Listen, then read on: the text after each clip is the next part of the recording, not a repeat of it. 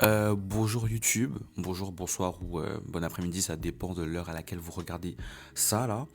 Mais c'est le self-talk numéro un et je me suis dit qu'il fallait quand même que je fasse une petite intro pour expliquer c'est quoi. En gros, décembre dernier, j'ai fait une vidéo où je parlais à mon Mac sur l'application Photoboot de mon année 2025 en quelque sorte et j'ai revu la vidéo et je me suis dit en vrai, pourquoi ne pas la poster sur YouTube? Mon YouTube qui est un peu en phase fantôme actuellement, hein, mais en gros en supprimant bien sûr les parties trop privées de ma vie, mais quand même il y a de bonnes choses qui sont ressorties parce que c'est des contenus que moi j'aime bien regarder, qui m'aident à, enfin, voir d'autres personnes parler un peu de leurs émotions et de sujets qui sont un peu relatable. Ça m'aide à mieux comprendre mes émotions et à ne pas, enfin, à me sentir moins seul en quelque sorte. Donc, je me suis dit pourquoi pas. Donc, c'est le côté un peu plus vulnérable de ma chaîne, on va dire. Ce sera une playlist avec que des self-talk. Je crois que je vais en faire un par mois parce qu'en plus c'est des vidéos vraiment sans montage, genre il n'y a vraiment pas de montage, c'est vraiment juste moi qui parle, qui m'exprime sur des trucs qui m'arrivent, des émotions que je ressens. Et s'il y en a qui relate, tant mieux. Si ça aide quelqu'un, tant mieux. Et ça fait aussi du contenu sur la chaîne. Parce que c'est vrai que ça fait un petit moment. Mais bien sûr, ça n'aura rien à voir avec les autres vidéos beaucoup plus fun de la chaîne. Parce que oui, il y en a en préparation. Il y en a en préparation. Je ne suis pas en train de mentir cette fois-ci. Mais ouais. Donc j'espère que vous allez apprécier pour ceux qui aiment bien et pour ceux qui que ça n'intéresse pas du tout. Vous inquiétez pas. Vous n'êtes pas obligé. Vous êtes vraiment pas obligé. Surtout que c'est vraiment le côté très vulnérable. Donc voilà. Bisous. Et j'espère que vous allez apprécier quoi. À plus. Bye. Ma relation avec moi-même actuellement est très bancale, très compliquée, très fucked up. Alors qu'on évoluait, on évolue toujours, on va pas se dévaloriser. Mais ces en fait, 2025 a vraiment joué avec moi. 2025 a joué avec moi parce que j'étais vraiment sur un bon train. Mais est-ce que j'étais sur un bon train parce que j'avais justement ce support en quelque sorte du contexte amoureux qui était là justement en fin 2024 où je me disais oh tout va mieux, tout va aller pour le mieux parce que de toute façon j'aurai le soutien amoureux, romantique de cette personne qui au final ça ne s'est pas passé quoi.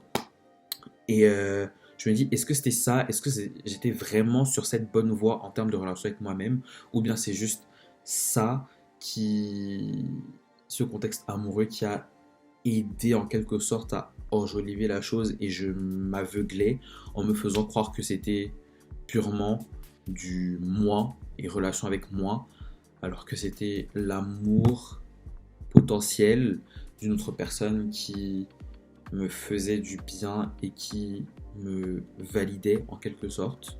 Je sais que mes amis ne feraient jamais ce qui se passe dans les scénarios dans ma tête et qu'ils ne pensent pas ce que cette petite voix dans ma tête me dit qu'ils pensent.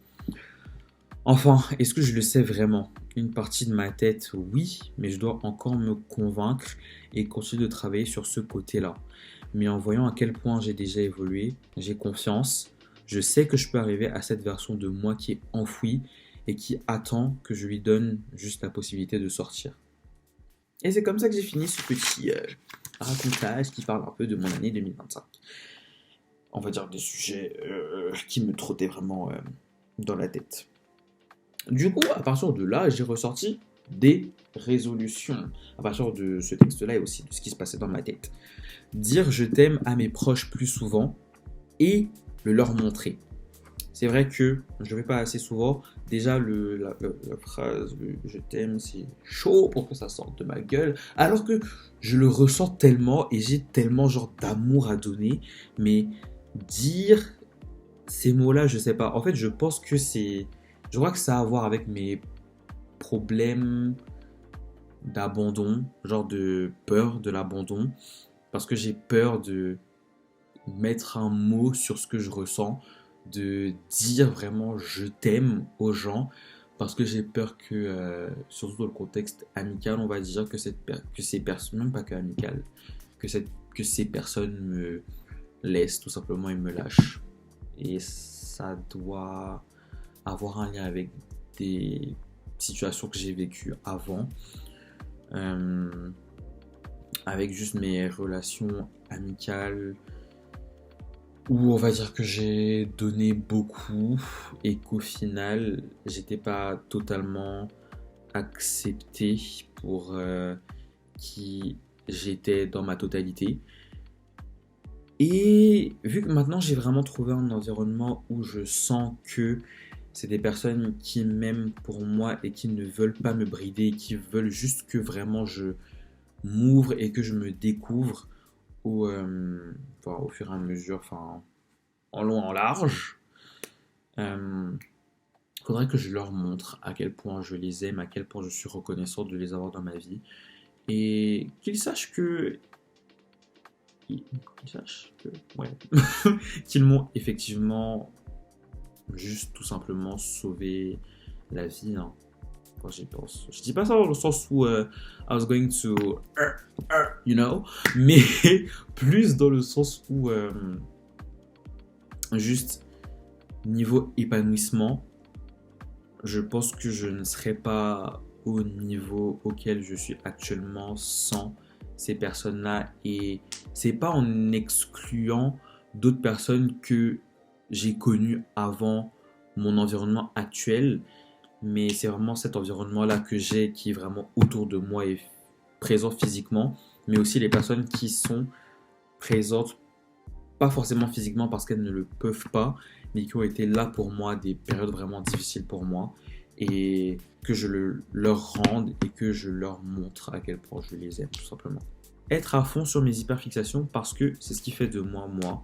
Mes centres d'intérêt sont ce qui vous définissent, les gars. Donc si vous avez des hyperfixations, développez dessus, genre vraiment soyez fixés dessus, mais vraiment ne vous bridez pas parce que la société vous dit ouais non ça c'est bizarre, ça c'est machin, ça c'est vraiment un truc de geek ou bien ce genre de choses. En fait c'est vraiment cette mentalité là, ce mantra là que j'essaye de unlearn, genre vraiment me désapprendre. Je sais pas si ça se dit en français, l'américain vous savez. Mais voilà quoi. Postez plus, fuck le regard des autres. Ouais, ouais. Déjà que je trouve que je poste beaucoup, mais j'ai ce truc là sur TikTok qui m'empêche de poster certains trucs parce que je me dis, ouais, machin, mais. Bref, ne pas être trop dur avec moi, surtout par rapport à ces résolutions là. Faut pas que je sois en mode, ouais, machin, Théo, t'es nul si t'arrives pas à faire ci ou ça. C'est un truc qui s'apprend. On évolue, Théo, ok? On évolue. Avec le Times en Times. Je sais pas pourquoi j'ai dit c'est lovely, c'est la façon de parler me rentre dans la tête. Développer mes centres d'intérêt, montage, danse et écriture. D'ailleurs, écriture, j'ai commencé avec un petit texte. Je sais pas si je vous lis, genre. Non, si je le lis, je vais pleurer. Et parce que j'ai déjà pleuré tout à l'heure. Voilà. Si je le lis, je vais le lire aux personnes qui veulent savoir déjà et aussi si j'ai envie de le lire. Parce que comme on a dit, on affirme nos limites, Théo. Voilà. Donc, ouais. Donc les personnes qui voudront que je leur lise et si j'ai envie de leur lire aussi parce que il y a des personnes qui peuvent, un peu comme mon compte spam, les gens qui viennent s'abonner et tout alors que je ne veux même pas vous voir là. En fait, vous allez jamais être accepté. Vous allez rester à la porte. You can get it. Oh non, j'allais faire une Chris Brown reference, but we don't like him. We don't like him in this household. Mais voilà. Merci Théo de m'avoir écouté. Et bisous. Je t'aime. Aime-toi. Voilà. Bye.